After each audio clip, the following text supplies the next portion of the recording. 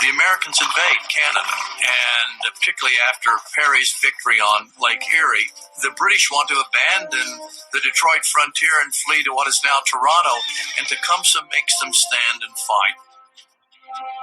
The British Indian Army turns to make a stand at Moraviantown on the Thames River in Ontario in 1813. The outcome of the battle seems really to have been a foregone conclusion. By the time the British General Proctor actually stops to turn to fight, he's lost the confidence not only of his Indian allies but of his own men. When the fighting breaks out, the British resistance is minimal. What resistance is mounted by Tecumseh and the Indian warriors. The final British betrayal would come on the cold, misty morning of October 5th, 1813, when as Harrison's vastly superior American forces began their attack, the British simply abandoned their Indian allies entirely and left them to fend for themselves on the field of battle.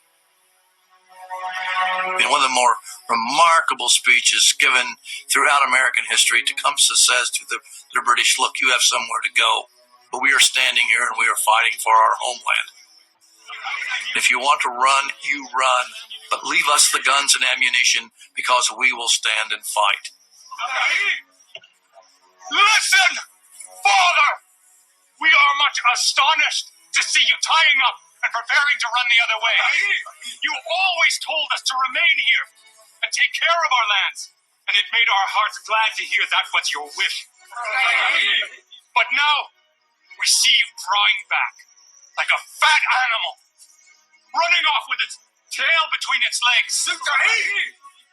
Listen, Father, the Americans have not yet defeated us by land. We therefore wish to remain and face our enemies.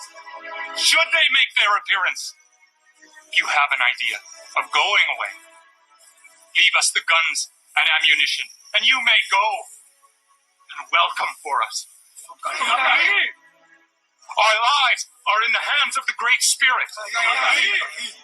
We are determined to defend our lands, and if it is His will, we shall leave our bones upon them.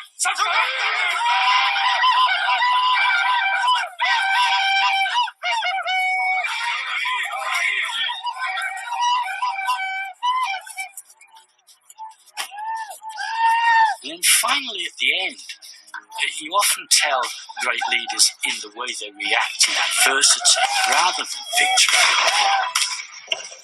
He knew that the British had given way before they engaged themselves. And yet, there is no question of him retreating. There is no question of him doing a sensible thing, which is to fight another day. He has committed himself to this act. He has said he's going to defend this land, and if necessary, he's going to die for this land. And that's what he does.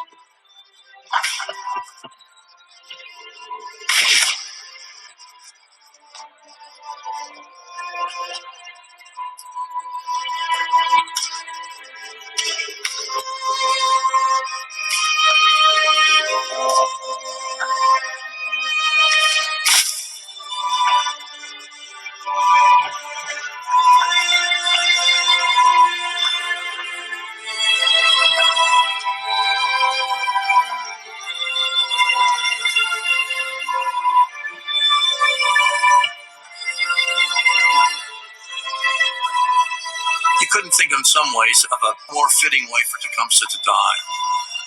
He dies in the final battle here for the control of the Great Lakes, and he dies surrounded by his comrades. He dies killed by the Americans, and in the aftermath, his body is mutilated so badly by Harrison's Kentucky militia that the Americans who know him can't really identify him.